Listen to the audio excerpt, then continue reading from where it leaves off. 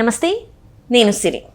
So Balakrishna గారు అయితే రికార్డులు అన్నీ బ్రేక్ చేస్తున్నారేమో అనుకుంటా అని అనిపిస్తుంది. ఎందుకంటే వరుసగా 100 కోట్ల సినిమా అంటే కలెక్షన్స్ పరంగా చూసుకుంటే 100 కోట్లు కలెక్షన్ చేస్తున్నాయి. ఆయన సినిమాలు అన్నీ కూడా సంక్రాంతికి వస్తున్నాయి కావచ్చు, ఏదైనా కూడా ఎట్లా సాధ్యమవుతుంది? ఎందుకంటే పెద్ద హీరోస్ చాలామంది ఉన్నారు, వాళ్ళు కూడా 100 కోట్ల కలెక్షన్స్ చేసినా కూడా వరుసగా అయితే చేయలేకపోయారు. కానీ బాలకృష్ణ మాత్రమే చేయగలిగారు. మరి దీనికి సంబంధించి మరిన్ని విషయాల్ని మనకు తెలియజేయడానికి మనతో పాటు ఉన్నారు ప్రముఖ సీనియర్ జర్నలిస్ట్ యజ్ఞమూర్తి గారు.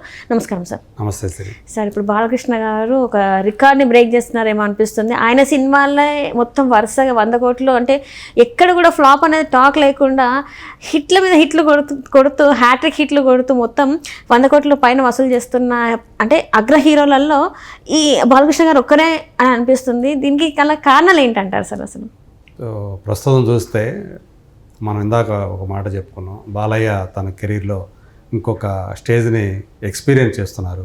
అందుకని అందరూ కూడా ఇప్పుడు బాలయ్య 2.0 అంటున్నారు అని చెప్పేసి అనుకున్నాం. ఇంకొక కూడా చెప్పుకోవాలి, ఇప్పుడు వరుసగా 100 కోట్ల గ్రాస్ సాధించినటువంటి సీనియర్ స్టారు బాలయ్య ఒక్కడే ప్రస్తుతం అని చెప్పేసి అది కూడా ఒకటి మన ముందుకు వచ్చింది. ఎందుకంటే అఖండ నుంచి ఇప్పటివరకు కూడా ఇక్కడ కంటిన్యూగా 4 సినిమాలు అన్నీ కూడా 100 కోట్ల గ్రాస్ను దాటిన సినిమాలు. ఆ రకంగా చూసుకుంటే బాలయ్య ఇప్పుడు ఇంకొక క్రెడిట్ని తన ఖాతాలో వేసుకున్నారని చెప్పాలి. సో అఖండ ఆయన మొట్టమొదటి 100 కోట్ల రూపాయల గ్రాసు సాధించినటువంటి సినిమా అఖండ అనుకుంటే వరుసగా 4 వీరసింహారెడ్డి 100 కోట్లు దాటింది, అలాగే భగవంత కేసరి 100 కోట్లు దాటింది గ్రాసు, అలాగే ఇప్పుడు ఈ సినిమా కూడా డాకు మహారాజు కూడా 100 కోట్లు దాటిపోయింది. ఈ రకంగా చూసుకున్నప్పుడు అంటే సీనియర్ స్టార్స్లో చిరంజీవి గారికి ఉంది అది, 4 సినిమాలు ఆయన 100 కోట్లు సాధించాయి. అయినప్పటికీ కూడా కంటిన్యూగా లేవు ఆయనకి. సో ఆ రకంగా చూసుకున్నప్పుడు చిరంజీవి, బాలకృష్ణ, నాగార్జున, వెంకటేష్ ఈ నలుగురిలో ఇప్పుడు ఇలాంటి ఫీట్, ఒక అరుదైనటువంటి ఫీట్ సాధించినటువంటి హీరోగా బాలయ్య నిలుస్తున్నారని చెప్పేసి మనకి ట్రేడ్ వర్గాల వాళ్ళు అందిస్తున్నటువంటి సమాచారం. సో ఇది నిజంగా ఇది బాలయ్య బాబు అభిమానులకి ఈ సంక్రాంతి ఒక పెద్ద పండుగే తీసుకొచ్చిందని చెప్పాలి. అంటే 2 పండుగలు, సంక్రాంతితో పాటు ఈ సినిమా అనేది కూడా. దాంతో ఆయన ఒక రికార్డుల మీద ఆ రికార్డులు క్రియేట్ చేయడం అనేది, వరుసగా 4 సినిమాలు ఆయన 100 కోట్లు దాటండి. ఎందుకంటే ఆయన సినిమాల చూసుకుంటే మిగతా ఇప్పుడు ఎవరైతే పెద్ద స్టార్స్ ఉన్నారో, నేను సీనియర్ స్టార్స్ అని కాదు, వాళ్ళన్నీ కూడా కొంతమంది చూసుకుంటే మోర్ దాన్ 100 crores బిజినెస్ చేసిన సినిమాలే. కానీ ఇంతవరకు కూడా బాలయ్యది ఒక్క సినిమా కూడా ఆ 100 crore మార్క్ అనేది, అంటే ప్రీ రిలీజ్ బిజినెస్ చెప్తున్నా నేను, అమ్ముడు పోలేదు అంతగా. కానీ కలెక్షన్స్ పరంగా మాత్రం ఆ 100 కోట్ల మార్కుని దాటుతున్నాయి.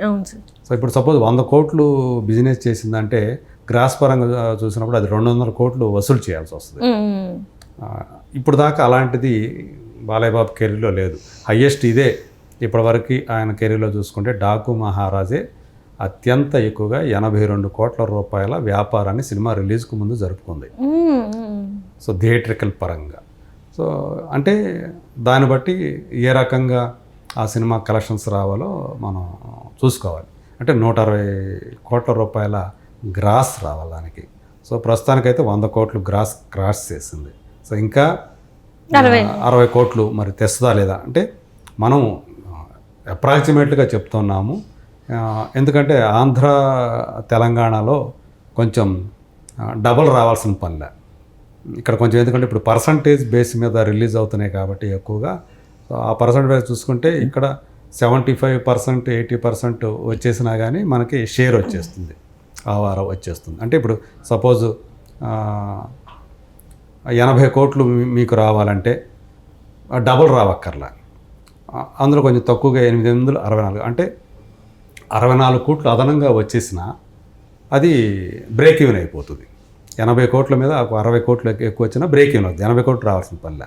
అదే 80 కోట్లు వస్తే ఆ 20 కోట్ల రూపాయలు ప్రాఫిట్ కింద వచ్చేస్తాయి. సో ఆ పొజిషన్ ఉంటుంది. సో మిగతా చోట్ల మాత్రం ఓవర్సీస్లో కానివ్వండి, నార్త్లో కానివ్వండి కొంచెం ఎక్కువ రావాల్సి ఉంటుంది అక్కడ. మరి అంటే ఇది ప్రస్తుతానికైతే ఇది పాన్ ఇండియా సినిమా కాదు, ప్రస్తుతానికి తెలుగులో మాత్రమే రిలీజ్ అయింది. సో ఇప్పుడు ఈ సినిమా సక్సెస్ దృష్ట్యా దీన్ని హిందీలోను తమిళ్లో కూడా రిలీజ్ చేయాలని చెప్పేసి ప్లాన్ చేస్తున్నారు. సో అది కూడా త్వరలోనే జరగబోతూ ఉంది. అధికారిక ప్రకటన కూడా రాబోతుంది, ఎక్కడెక్కడ ఏ ఏ భాషల్లో రిలీజ్ కాబోతుంది అనేది కూడా త్వరలోనే మనకి రాబోతుంది ఆ సమాచారం కూడా. సో అలా ప్రస్తుతం బాలయ్య ఒకదాని మీద ఒకటి తన రికార్డుని తనే బ్రేక్ చేసుకుంటూ ముందుకు వెళ్తున్నారు. ఇంతకుముందు తన రికార్డు ఏదైతే ఉందో దాన్ని దాటేసి ముందుకు వెళ్తూ ఉన్నారు. సో ప్రీ రిలీజ్ బిజినెస్ పరంగా అదే జరిగింది. ఇప్పుడు సంక్రాంతికి వచ్చినటువంటి ఈ సినిమా సో మిగతా సినిమాల పోటీని కూడా తట్టుకొని బరిలో నిలబడి సో ఆయన కెరీర్లోనే అత్యధిక వసూళ్లు సాధించిన సినిమాగా నిలవటం కోసం ఈ డాకు మహారాజు బాక్సాఫీస్ దగ్గర పరుగులు పెడుతూ ఉందని చెప్పేసి మనం చెప్పుకోవచ్చు. సో రాబోయే రోజుల్లో ఇలాంటి ఇంకెన్ని రికార్డులు సో ఆయన బ్రేక్ చేస్తారు సీనియర్ హీరోలకు సంబంధించి, అవన్నీ కూడా మనం చూడాలి. అంటే ఇప్పటివరకు చూసుకున్నట్టయితే సార్ ఈ బాలకృష్ణ గారి కెరియర్లో పాన్ ఇండియా మూవీ ఇదే అయ్యిద్ది అనుకుంటా కదా సార్. డాకు మహారాజా ఫస్ట్ మూవీ అవుతుంది అనుకుంటా ఒకవేళ పాన్ ఇండియా లెవెల్లో చూసుకుంటే. గతంలో ఎన్ని సినిమాలు వచ్చినా అవి చాలా హిట్ అయినా కూడా ఎప్పుడు కూడా వేరే భాషలోకి అవి చేయలేదు, అనువాదం చేయలేదు. కానీ ఇప్పుడు మాత్రం ఖచ్చితంగా ఇది ఫస్ట్ పాన్ ఇండియా మూవీ, అంటే ఆల్రెడీ ఒక హిట్ టాక్ తెచ్చుకున్న మూవీ రిలీజ్ అంటే సేమ్ డేట్ కాకపోయినా కొంత టైం తీసుకొని రిలీజ్ చేస్తున్నా అంటే ఇదే అనుకుంటా సార్ బాలకృష్ణ గారి కెరియర్లో. ఎందుకంటే అఖండ సినిమా తర్వాత హిందీలో కూడా దానికి మంచి అక్కడి నుంచి తెలుగు సినిమానే ఓటీటీలో వచ్చిన తర్వాత హిందీ వాళ్ళు కూడా ఆ సినిమాను చూసి బాగా ఆస్వాదించారు. సో అందుగురించి రేపొద్దున అఖండ 2 అనేది దాన్ని ప్లాన్ చేస్తున్నారు. ఓకే, దాన్ని కూడా ప్లాన్ సైమల్టేనియస్గా మొత్తం ఇండియా వైజ్గా వేరే భాషల్లో కూడా అనువాదం చేసి డబ్ చేసి రిలీజ్ చేయాలని చెప్పేసి ప్లాన్ చేస్తున్నారు. మేబీ అంటే సైమల్టేనియస్ ఒకేసారి చూసుకుంటే ఆయన పాన్ ఇండియా సినిమాగా రిలీజ్ కాకపోతుంది అఖండ 2 అని అనుకోవాలి. బట్ ఇప్పుడు డాకు మహారాజ్ అలా కాకుండా ఓన్లీ తెలుగులో రిలీజ్ చేసినప్పటికి కూడా మిగతా చోట్ల నుంచి వచ్చిన, ఎందుకంటే ఈ క్యారెక్టర్ అలాంటిది. యాక్చువల్గా జైపూర్, రాజస్థాను, సోనాపూర్ అని చెప్పేసి ఆ విలేజ్లో ఆ బ్యాక్డ్రాప్లో జరిగే కథ కాబట్టి ఖచ్చితంగా ఇవాళ మాస్ పాకెట్స్ ఏవైతే ఉందో హిందీ బెల్ట్లోని మాస్ పాకెట్స్ వాళ్ళు ఈ తరహా యాక్షన్ స్టోరీలనే వాళ్ళు కోరుకుంటున్నారు.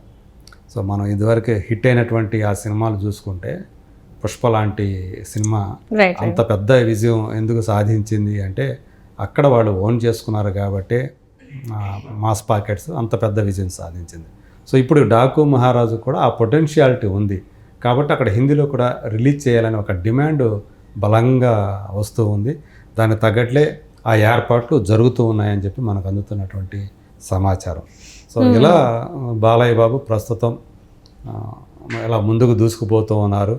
సో తన సమకాలీన హీరోల్లో తను బరిలో ముందు వరుసలో ఉన్నానని చెప్పేసి ఈ తన సినిమాలతోనే ఆయన సమాధానం చెప్తున్నారని చెప్పేసి మనం భావించాలి. అంటే ఇక్కడ చూస్తే అన్స్టాపబుల్ అంటే అప్పటివరకు ఒక అంటే రాయలసీమ అంటే ఫ్యాక్షనిస్ట్ హీరోగా మనం చూసాం సార్. చాలా వరకు బాలకృష్ణ గారి సినిమాలు అంటే టాటా సుమోలు లేస్తాయి, బాంబులు అన్న హీరో నుంచి వెళ్ళి ఆయన చేంజ్ ఓవర్ చాలా బాగుంటుంది సార్. ఎందుకంటే అప్పటివరకు ఏంటంటే బాంబులతోని చూసిన హీరో సడన్గా లవర్ బాయ్గా లేకపోతే ఇట్లాంటి అన్ని కథలు ఎంచుకోవడం కూడా అందరిలాగా ఎంచుకోరు సార్. ఎందుకంటారు అంటే ఆయన ఎలాంటి థింకింగ్ ఉంటుంది సార్ అసలు? అంటే ఆయన కూడా ఇప్పుడు నిజానికి ఆయన కొంతకాలం క్రితం అయితే ఆయన ప్రేక్షకులతో పాటు ఆయన అప్డేట్ కావట్లేదు అనే ఒక ఫిర్యాదు ఎక్కువగా వినిపించేది.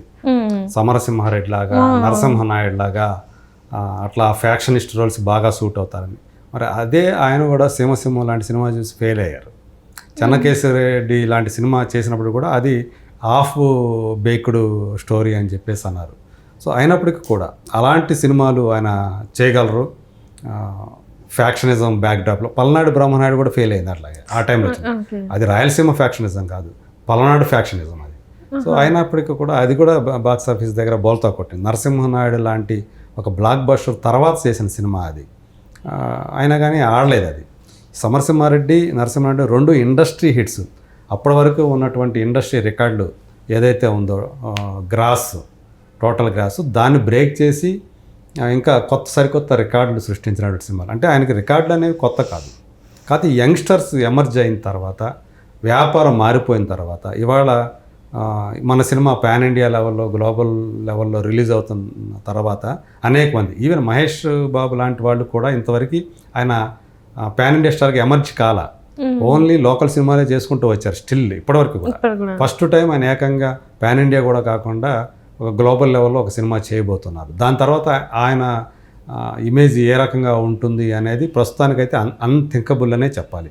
సో అలా మిగతా హీరోల్లో చూసుకుంటే, పెద్ద హీరోలు చూసుకుంటే వాళ్ళందరూ కూడా లోకల్ సినిమాలే చేసుకుంటూ వస్తూ ఉన్నారు. ఒక సైరా నరసింహారెడ్డి తోటి ఈయన పాన్ ఇండియా లెవెల్కి వెళ్ళారు, కానీ చిరంజీవి గారు మళ్ళీ మిగతా ఆయన చేసిన సినిమాలన్నీ కూడా లోకల్ సినిమాలుగానే వచ్చాయి.